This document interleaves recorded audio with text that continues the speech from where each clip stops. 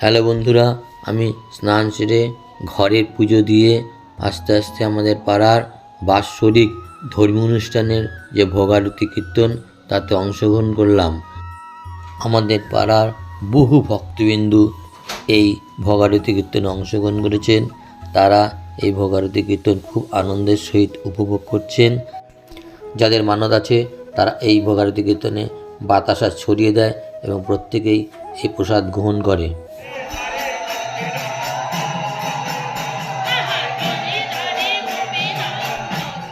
ভোগারতি কীর্তন শেষের পরে ভক্তদেরকে বসিয়ে প্রসাদ বিতরণ করা হয়েছে এবং তারা সেই প্রসাদ গ্রহণ করেছে। গ্রহণ করে তারা নিজ নিজ বাড়িতে আস্তে আস্তে চলে গেল।